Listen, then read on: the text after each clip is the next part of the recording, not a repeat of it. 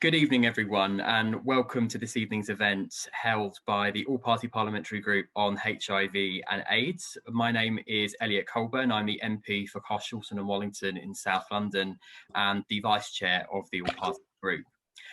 Could I begin with a few housekeeping rules? If everyone could keep themselves on mute whilst they're not speaking, just to avoid background noise, that would be fantastic.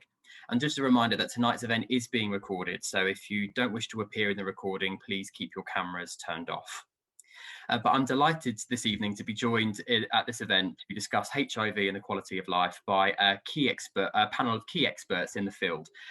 Tonight we are joined by Jim Fielder, who is the Head of Living Well at the Terence Higgins Trust. We're joined by Cheryl Gower, the Policy and Campaigns Manager for the National AIDS Trust, Darren Knight, the Chief Executive of the George House Trust, Dr. Lena Sathita, who is the Medical Director for HIV for Gilead Sciences, Professor Caroline Sabin, who is the Professor of Medical Statistics and Epidemiology at UCL and the Vice Chair of BHIVA, and Mike Podmore, who's the Director of Stop AIDS.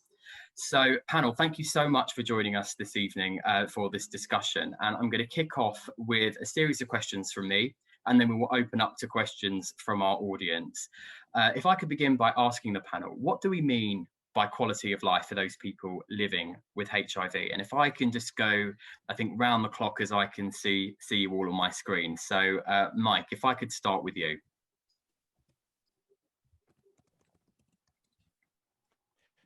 Sure, thanks very much, Elliot. Well, maybe, yeah, in terms of sort of what we mean by quality of life, it's really a broad-ranging concept that's affected sort of in a complex way by various factors. It can include a person's physical health, mental state, economic opportunities, personal beliefs, and societal relationships.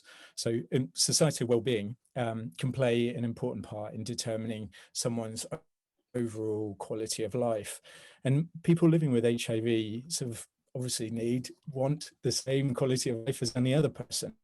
They have the same needs, desires, aspirations. But quality of life is particularly pertinent for people living with HIV because it affects their ability to enter and stay within the continuum of care.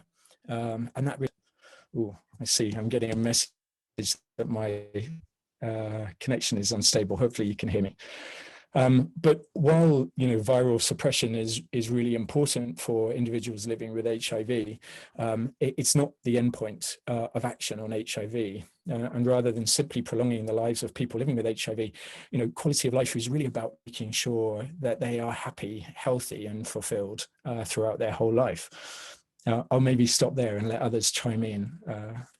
Thank you very much, Mike. Lena, you're next on my screen, so can I move off to you? Yeah, thanks, Elliot. Completely agree with everything Mike said, and it is multifactorial, multidimensional.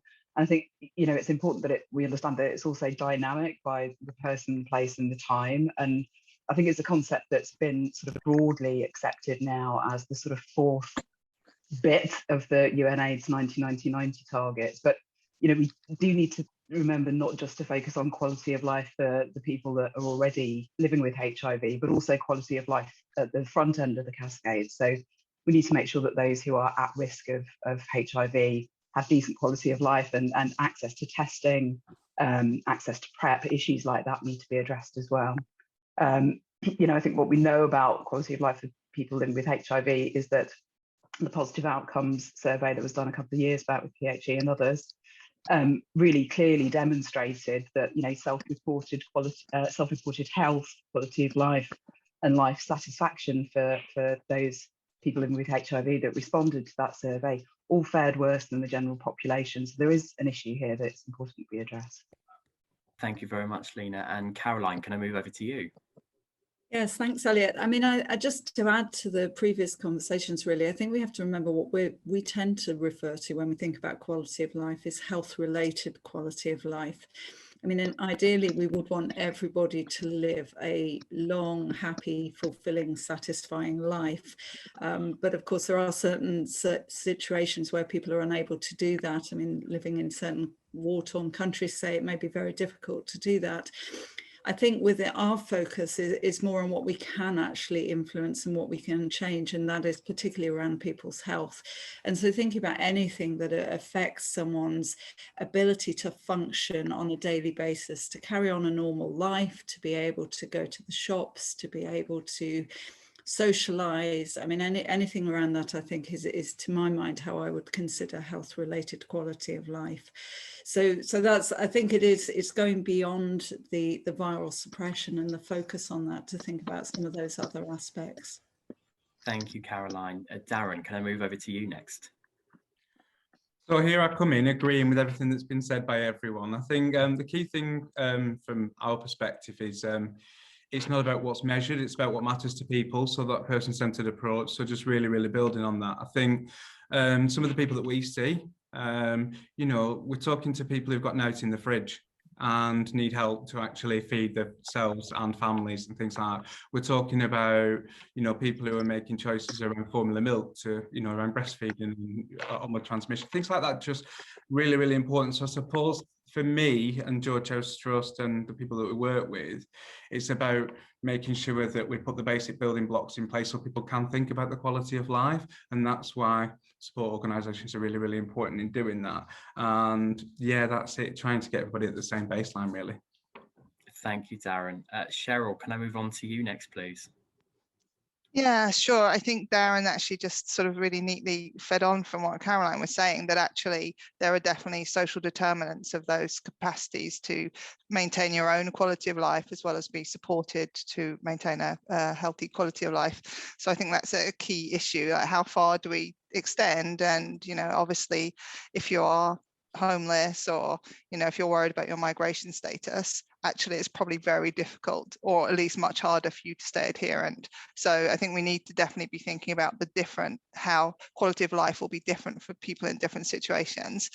I also just think, and no one's actually really said it here, but quite often quality of life gets understood as the fourth 90. And Lena touched on the point about how we need to think about quality of life across the trajectory of the virus. So, you know, Lena mentioned prevention, but you can also think of it in relation to, you know, your quality of life if you're newly diagnosed, including if you're diagnosed late, your quality of life in relation to your treatment and care, your quality of life in relation to long-term condition management or comorbidities.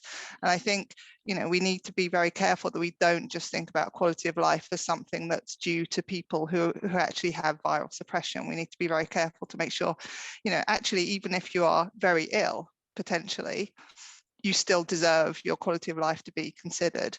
And then lastly, before you move on, I just think we can also think about it across the life course. So you can think of children and young people, for instance, and their quality of life needs will be very different than someone, maybe people who are trying to be parents, or people who are aging, or even children will be different as they transition into their treatment and their concerns as young people. So I think we can take a life course approach to it as well. Thank you very much, Cheryl. And Jim, if I can move over to you. Hi, yeah. I think, you know, when I was reflecting on this question, I was thinking about my own diagnosis, which was about 6 years ago. You know, it was a big shock to me, and I had lots of questions and worries about, you know, my own physical and mental health. You know, I knew that really good treatments were available, but I was worried, you know, would there be side effects? I was worried about, you know, what would my family think? You know, would they accept it? But, you know, I was really fortunate. I had a really good clinic. I was put onto treatment quite quickly. You know, I was undetectable within a year. I, you know, had really supportive and have really supportive family and friends, you know, who already knew that I was gay, for example. So I think that helped a lot, because I think, you know, quite a few people who, you know, quite a few guys who are, you know, gay may find it difficult to come out about their status if they haven't already come out about, you know, their sexuality, for example. I'm also, you know, I'm kind of educated. I've got a career behind me. I'm reasonably financially secure, and I was, you know, signposted into really good quality peer support straight after my diagnosis.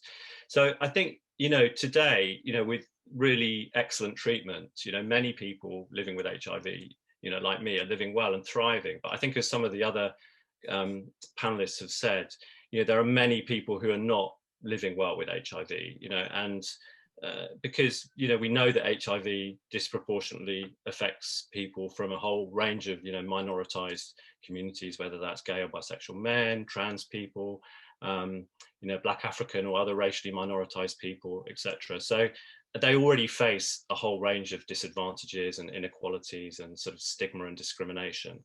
So I think, for me, being on treatment and undetectable is really important, and it's a really important goal to reduce transmission and improve quality of life. But quality of life is not only the absence of illness. Success isn't just about being undetectable, and I think it's about being able to thrive and really reach your potential. Thank you very much, Jim, and thank you to all of our panelists for answering that first question. I'm now going to move on to ask you all to explain what we mean by the fourth 90 and how do we achieve the fourth 90. And perhaps if I go in the reverse order this time and start with you, Jim.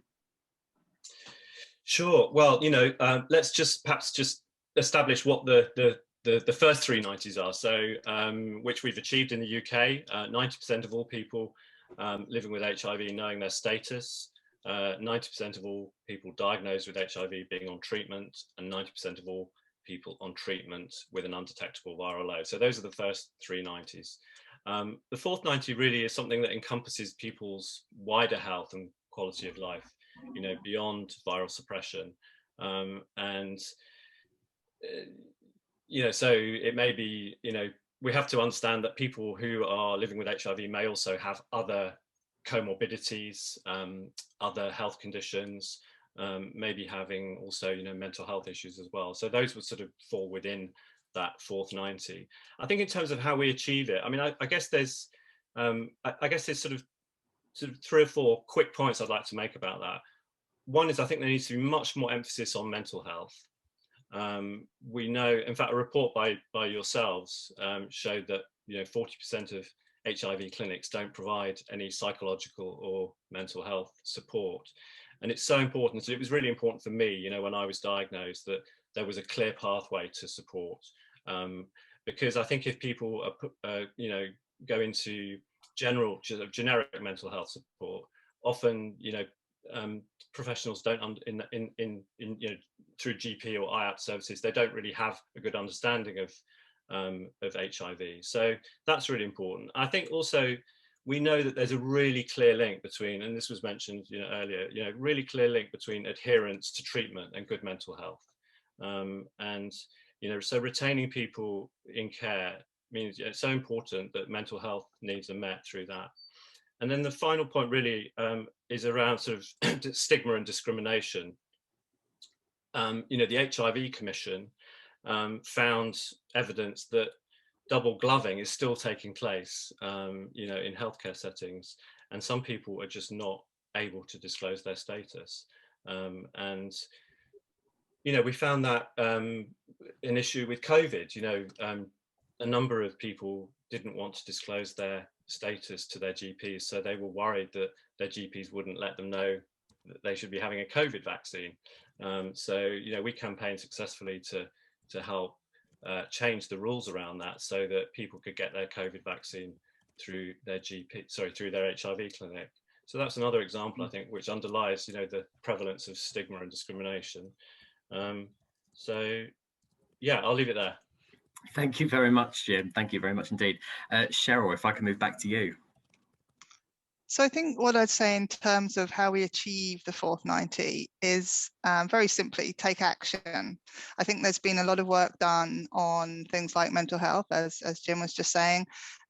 Also the importance of support services and peer support, as you were saying.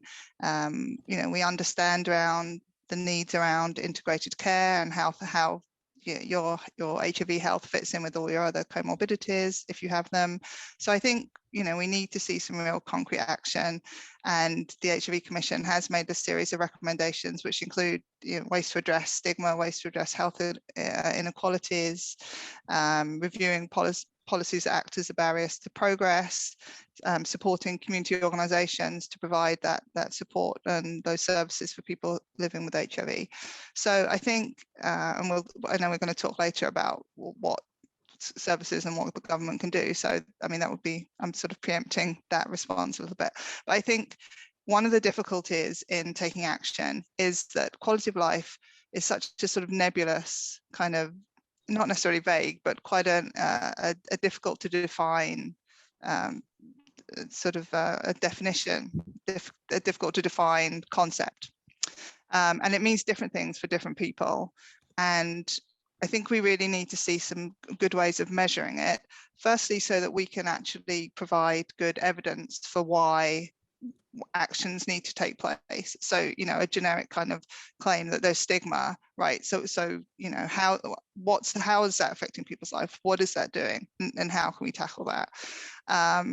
But then also a sort of a more locally specific thing. So actually, if your clinicians are working with you on your own personal quality of life, then there can be very much sort of tailored interventions to support you, as well as broader structural interventions.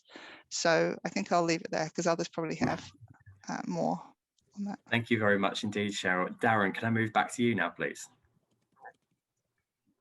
Thanks, Elliot. I suppose the thing about what does it mean is a really important point, because actually the fact that we've got to explain that means we've got to start changing the narrative on what the blinking net we're talking about. Because it could be quite exclusionary to a lot of people. So I think we need to think that through, really.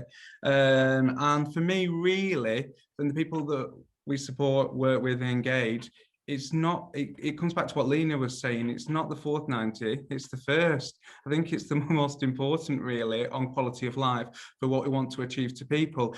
And I kind of liken it to the disability movement when considering the shift from the medical model of disability to the social model of disability. And actually, how do we look at people and the barriers that impact them in society and those things that surround them, and thinking about this quality of life agenda in that. So how do we support people to have a good quality of life and enable people to empower themselves to do it?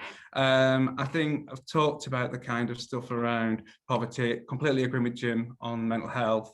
But I think when we're talking about quality of life and thinking about Maslow's hierarchy of needs and where you're up in that triangle and you kind of got your basic shelter, food and stuff like that in place, right, as you're going up there, it only takes one or two or those three of those things to fall down and you topple back down that triangle again, and you need that support to be maintained. So I just think it's a really fragile continuum that we're talking about, and it's the most important 90, and we need to stop using that language and actually explain we're talking about quality of life. That's me. Thanks very much, Darren. Caroline, can I move back to you now, please? Yeah, I mean, I think the label, the fourth 90, is really because people find it easier when there is a very sort of short, you know, catchy thing to catch on to. And I you know, I know a lot of people are critical about that, but I actually think it probably helps more than it hinders, really. There's just so many things going through my head, but a couple that I want to focus on. One, coming back to partly what Jim was talking about, and I think Cheryl, in that quality of life does vary at all stages in people's lives. And I think it's unreasonable to expect to have 100% quality of life for everyone living with HIV, when actually many of the people in the population won't have that either. So I suppose it's trying to think, what is it we really want to achieve? We want to achieve the maximal quality of life that actually somebody would have, even if they didn't have HIV at the time. And so, you know, if you're in your 90s and you're really struggling, I mean, there is going to be an impact on people's quality of life, and we probably can't expect to solve all of those problems. But what you don't want is, you don't want HIV to add a further burden onto that and to make the quality of life worse. So in my mind, that's what we're really aiming for. And in an ideal world, we'd be pushing up the quality of life of everybody in the population, so it's maximal and you know, regardless of who you are. So that's my thought about what quality of life is again. Now, how do we achieve that, you know, optimal quality of life? And I thought maybe my contribution is more about why are we not doing that so far, my hypothesis at least. And I have this view that it's probably to do with the sort of medical model that is very much focused on biomedical processes and pathways that people understand or doctors understand. So, you know, everybody sort of understands that if you have a HIV, the viral load is a really key important thing, and that's a very strong predictor of whether somebody will get physically sick or not. And I think because people understand that, they can measure it, they can focus on it, it's something you can address. And when you've only got maybe a 15 or 20-minute appointment slot, I think it's something that can be ticked off on a list. Now, I may be doing my clinical colleagues disservice here, but I sort of feel that this probably contributes.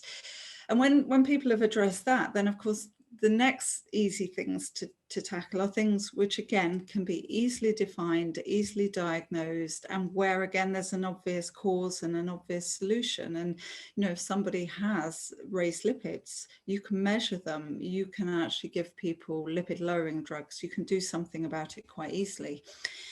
I think the sort of softer things like mental health problems, pain, chronic sleeping problems, they're so much harder to understand, to diagnose, and to know what to do about. And I think possibly because of that, they tend to get pushed down to the bottom of the list again, because it's easier to deal with all the other things. So in my mind, the way to address that is really to keep this raised up in people's profiles and, you know, in people's awareness that these issues are really important. They have a much greater impact on people's ability to function than perhaps having a slightly raised blood pressure does. But, you know, the blood pressure will be addressed, you'll be told what to do about that, but you won't really be helped perhaps with mental health issues. So I think it's about raising awareness. It's about, partly also from my perspective as a researcher, trying to keep it on the agenda, trying to carry on doing research projects that investigate why are mental health problems raised in people with HIV? What are the underlying causes and contributors to that, and how can we address them? So, you know, I have a responsibility as well to do research that will help us to achieve that aim. So that's a very long answer to your question. I'll hand over there. Thank you very much, Caroline. Lena, can I come back to you on this point, please? Yeah, I mean, there's been a lot of great discussion there. I think what everyone's discussed has been really relevant. And for me, it sort of goes back to, I agree with Caroline, you know, I think it's very easy to look at a sort of medical approach to optimal HIV treatment outcomes, but to ensure that we are addressing quality of life, I think we need to move past that and look at person-centered outcomes, as Darren was talking to earlier. I think if we don't ask the questions about what are the life outcomes that are important to you, because it's too difficult for us as service providers to be able to support them and address them, then we're doing people a disservice. So for me, we need to be commissioning services by looking towards person-centered outcomes, not just around virological suppression. I mean, that's supposed to already be happening. You know, there are BEVA standards of care that are out there, but a recent BEVA audit has demonstrated that we're not achieving those standards. So people are not getting the levels of support that they need.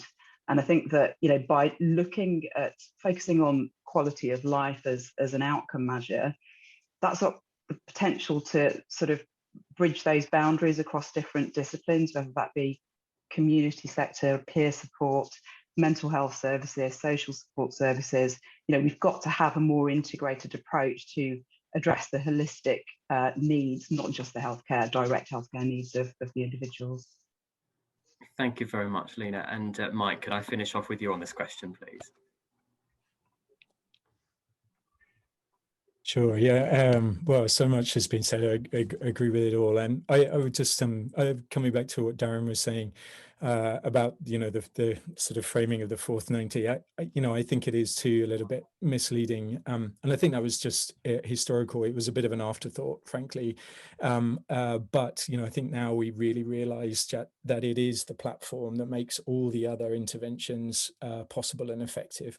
So I think, you know, while you know, talking about quality of life and health-related quality of life is really important sort of framing that we should take on, but quality of life, wow, you know, it's a massive concept. It's really as big as it gets, and it makes it all the more important, I think, to really try as much as possible to systematize our understanding of it and our tracking of it. And you know, it was mentioned a few times around monitoring and evaluation, and really I think that's fundamental. Otherwise it just becomes a woolly concept that people just sort of say, oh yeah, quality of life, I'm not really sure how we track that or how we follow it. So really, greater attention needs to be given to other critical domains, including, integration, we've mentioned, and person-centered community-led initiatives, I think, are fundamental to achieve this. I put in the chat, around a sort of our conception around quality of life, sort of having three components, which really start down and sort of from a very HIV focus to then sort of going out in concentric circles. So the first one around prevention, care, support and treatment for HIV, quality services, but also, of course, addressing, and it's been mentioned many times, addressing access issues, because people face so many significant structural barriers. And we see this, in our global work. I mean, it happens here in the UK, but it definitely happens a lot around the world. The second area is obviously around prevention, care, support and treatment for non-HIV specific physical and mental health issues, sexual reproductive health and rights, non-communicable diseases.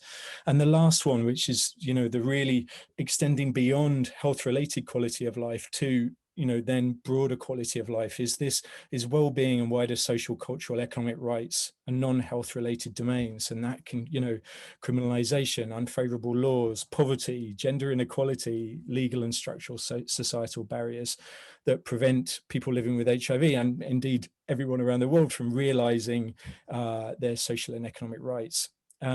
So that there, it's important to really see the distinction between the health-related quality of life and broader quality of life.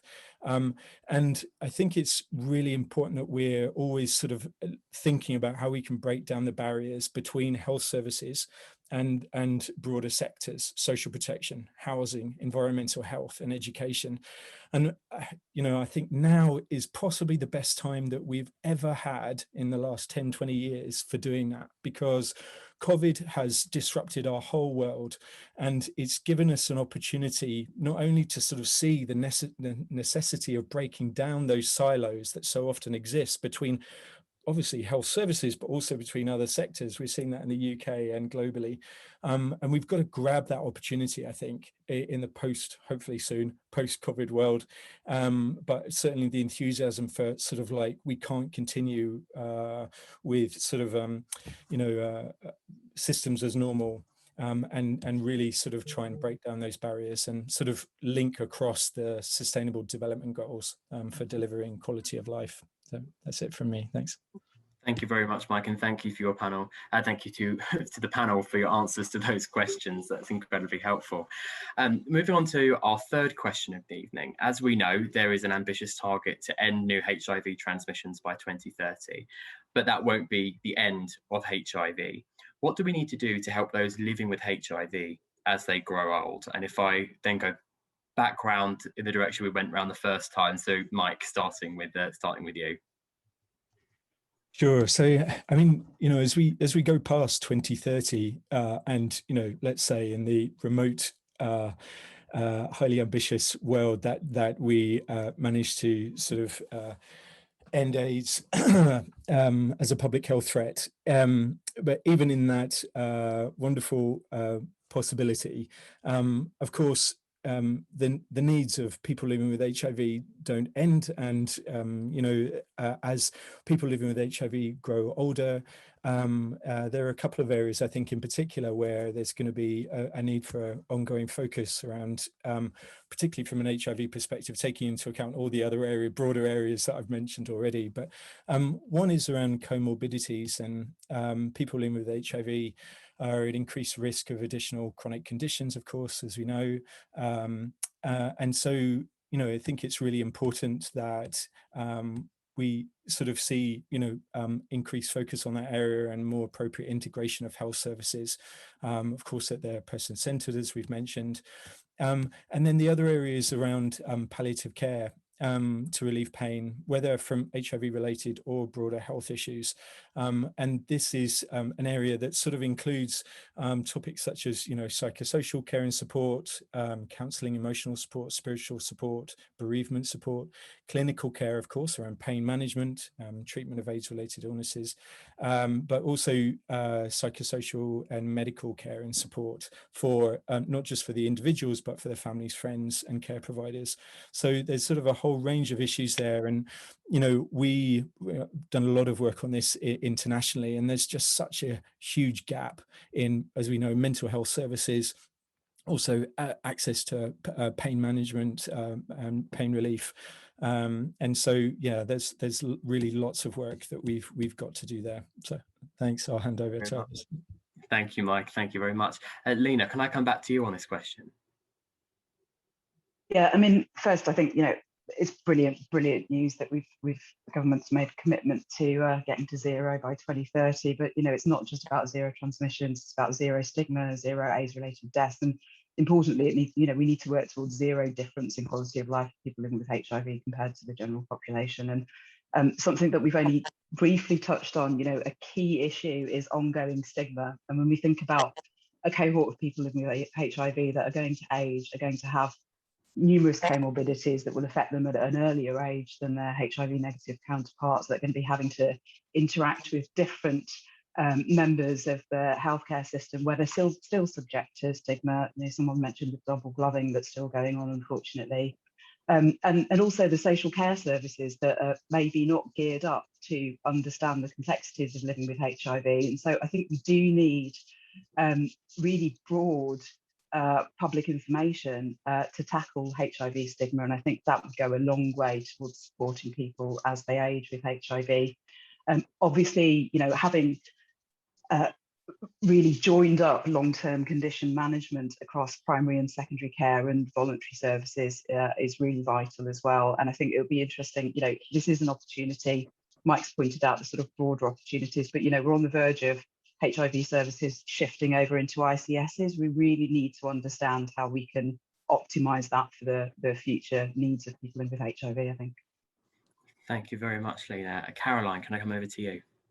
Yeah, well, Mike mentioned also the increased risk of comorbidities in people with HIV, and we certainly know that's the case. But I think we have to recognise, and I may be a bit unpopular in saying this, but HIV doesn't cause all of those. And I think blaming HIV for any, you know, cancer that occurs, or for diabetes, or for any other comorbidity sometimes does people a disservice.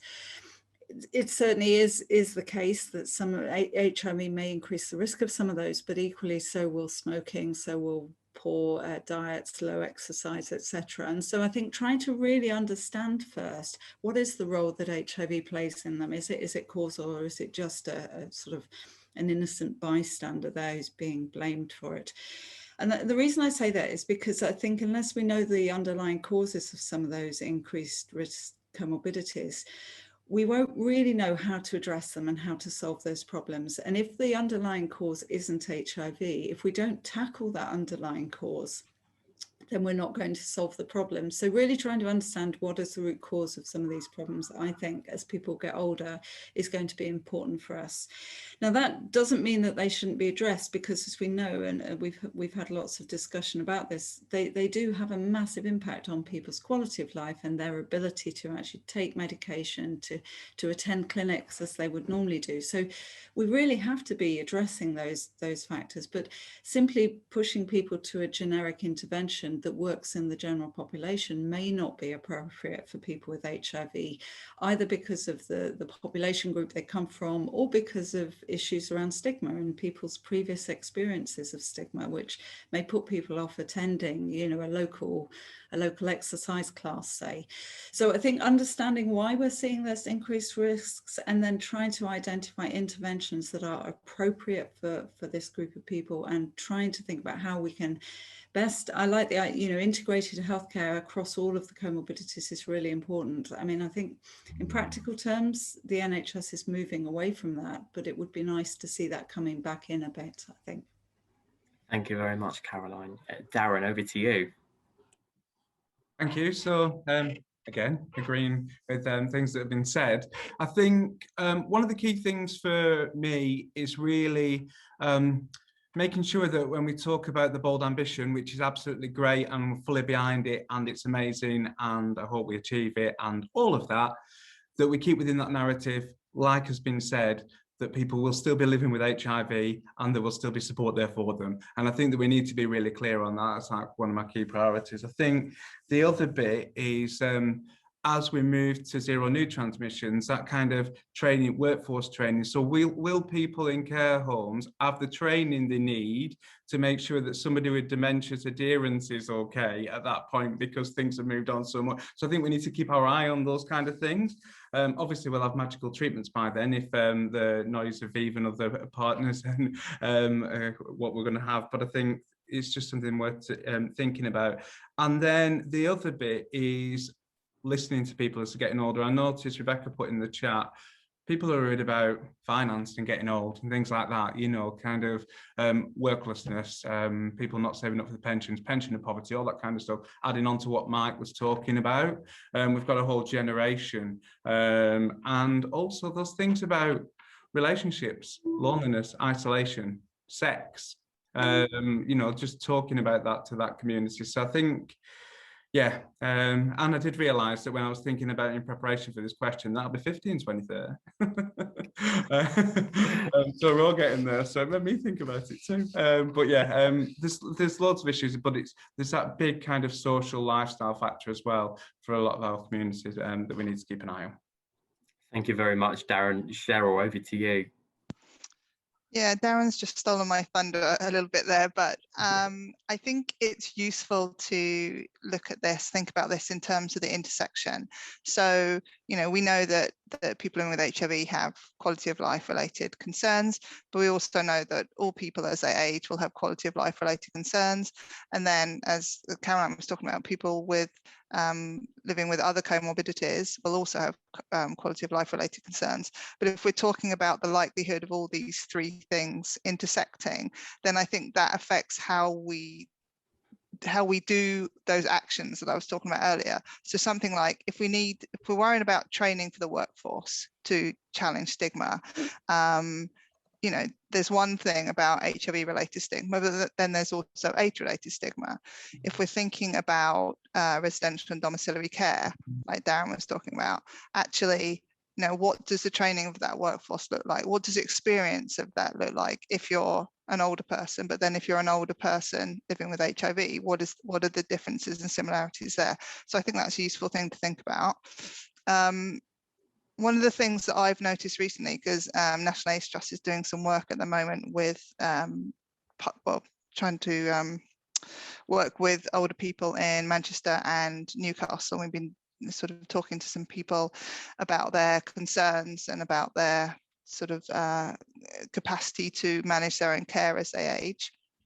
And actually, a lot of people, it's something that no one's actually mentioned it, a lot of people as they age are doing very well. You know, physically, they're actually doing very well. So we have to be really careful not to conflate aging with necessarily sort of significant ill health, even though obviously there's greater likelihood.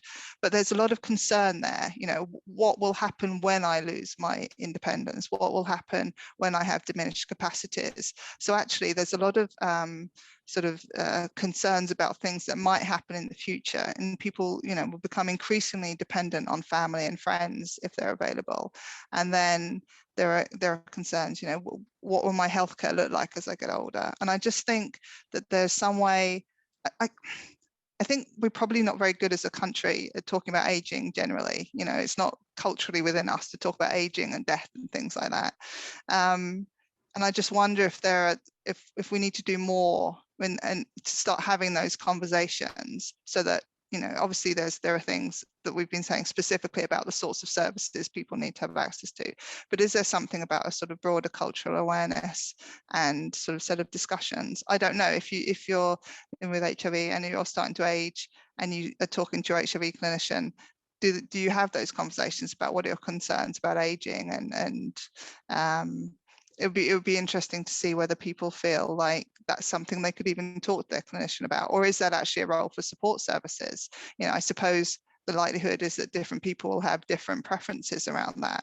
So it's just a question of across the piece. I think the services responding and hearing people, you know, hearing their individual voices and what their needs and concerns are. Because like we said, with, you know, in amongst the general population living with HIV, there's a vast range of needs, and it's going to be the same as people age as well. Thank you very much, Cheryl. And finally, Jim, can I move over to you? Well, what can I add to all of that? I mean, I think, you know, I agree with Cheryl. I think it mustn't be overlooked that, you know, and a lot of research shows this, that, you know, people as they get older, their quality of life actually improves. But you know, as Darren said, it's such an important cohort of people, because we know that, you know, by I think, you know, within the next year or two, over half of the people living with HIV in this country will be over 50. You know, I think, I mean, you know, if you take an example, I think of it like maybe a typical person who might ring up our THD Direct helpline. You know, might be an older gay man, maybe an older black gay man, diagnosed, you know, sort of before treatments became effective, didn't think he was going to live that long, didn't make much financial provision.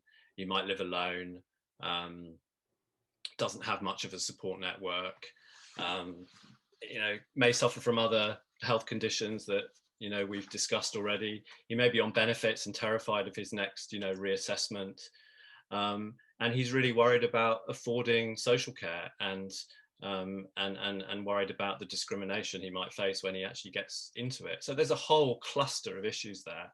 And I think, you know, I think it's been mentioned before, you know, it's really important that we move towards a more person-centered approach, where there is, you know, we have to address this issue of fragmentation within the system, because it's not going to work unless we can, you know, we can have professionals that can deal, you know, with a basket of different issues, and I think it's, you know, I think a lot of it is about training, and we need better training. We also need better signposting, you know, between services. But yeah, you know, it's complex and multidimensional, and I think, you know, the intersectionality is, you know, an understanding that people will bring multiple different identities to the table, I think is really important. And I think the final point I'd just like to make about growing older, I mean, we've certainly found at Terence Higgins Trust that we've had a lot more calls from people who are growing older with HIV, because they're not able to access online services, or they don't want to access online services. And obviously everything's moved online during the pandemic. So I think we just have to be really careful as we use technology, which obviously has got lots of advantages, you know, that we don't leave people behind. Thank you very much, Jim. I'm about to move on to my final question. So just a reminder to everyone, if you have a question you'd like to ask our panel, please use the raise hand function by clicking on participants, and there's a button at the bottom for you to raise your hand. And if we can keep your questions, your answers to this final question as pithy as possible, so we have time for audience questions, that would be fantastic. So very quick answers to this one, if you would. Going back in the reverse order again, so starting with you, Jim. What is the role of community organisations, civil society and government in ensuring that those living with HIV have a good quality of life?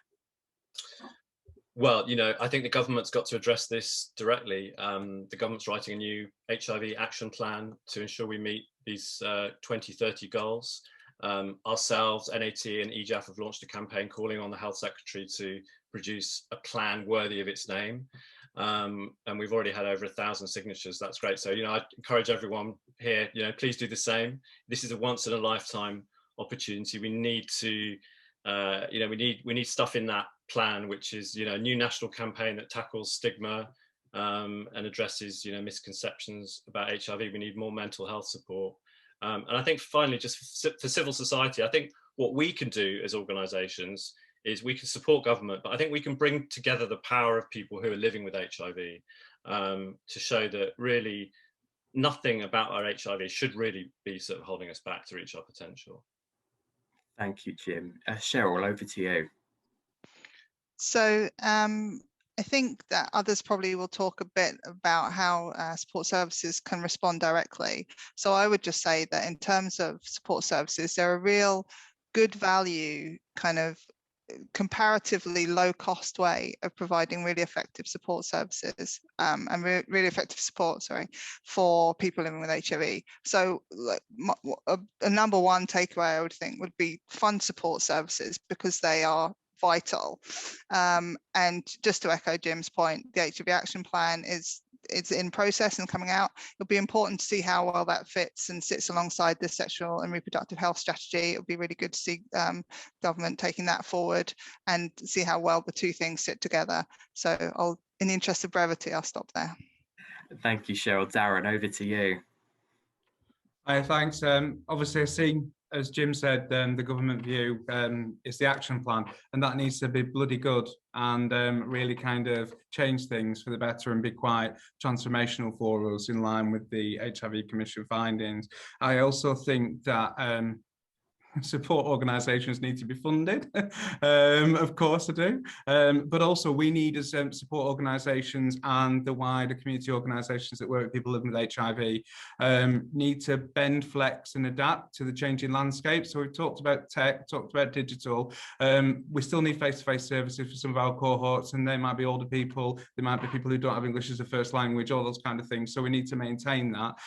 But that civil society role really for me is people volunteering, getting involved. So peer-led interventions, inspiring other people to make positive changes to their lives, positive speakers going out and tackling stigma in all sorts of different environments, all that kind of stuff. We've got that kind of capacity in, and I think seeing the HIV community organisations as that kind of social prescribing service for clinicians, GPs, psychologists, I think we need to definitely see it more like that. And the other bit really is if HIV can share a platform on the Brit Awards with Little Mix, then we're getting into the right places. So we really just need to make sure that we're not talking about HIV to people with HIV and getting it out there really to all the different audiences in a much bigger way. Absolutely. Thank you, Darren. Caroline, over to you. Yeah, well, with my Beaver hat on, I suppose I would say, what can we do? Well, our services are in the UK are really, really, I think, second to none. And it was shocking to us to find that so few people had access to psychological support services.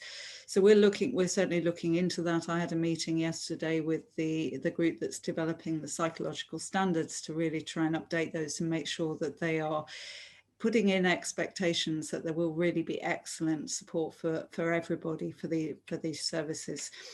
We're obviously also, someone commented, I can't remember, Jim, I think commented about the move to online services and technology. We're looking at that, we're campaigning, because we also agree we don't want anyone to be left behind with that, and particularly certain groups of older people potentially at risk of losing out. Beaver and myself, many of us actually on the call, I've looked at the attendees, many of us are part of the HIV outcomes group. We've been developing a consensus statement through that on the fortnight, really a statement that we can send out globally to huge numbers of key stakeholders to emphasize how important it is to make sure that quality of life is every step is taken to maximize quality of life in people with HIV. So we're all signing up to that. It's been a massive undertaking, piece of work over the last year, but it'll be great when that's published and that's out.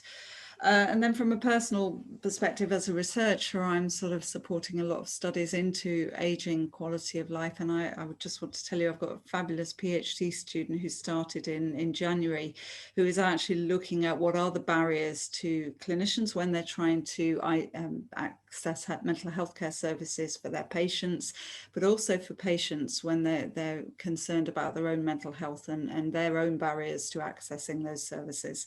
So I think there is research being done. It will take a little while to get there with the answers, but we are trying to look for that.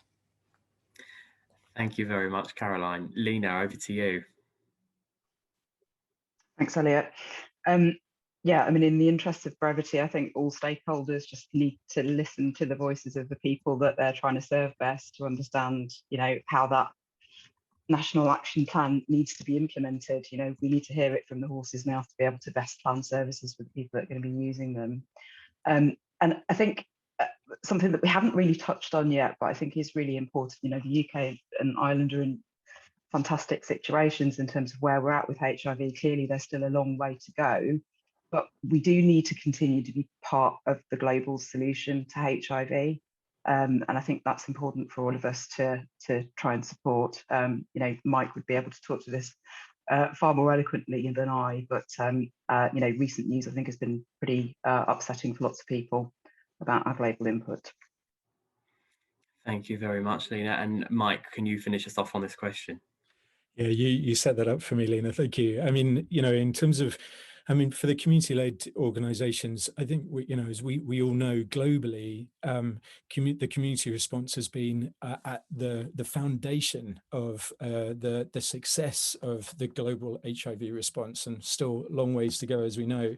But that there is, you know, been real now recognition globally amongst sort of global donors and multilaterals that the community response is fundamental and actually really needs to be invested in.